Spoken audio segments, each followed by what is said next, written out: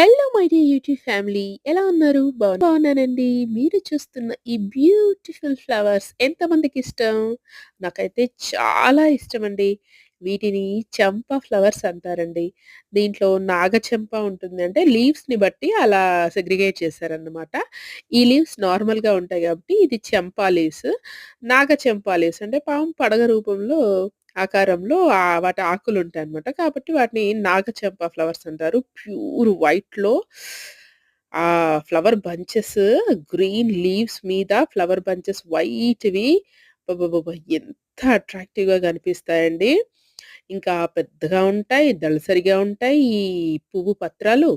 కాబట్టి దళాలు. కాబట్టి ఎక్కువ సేపు గూడా వాడకుండా ఉంటాయన్నమాట. ఇందుకే ఇవి చాలా ఇష్టమనమాట. అలాగే దేవకాంచన ఫ్లవర్స్ గూడా నాకు చాలా ఇష్టము.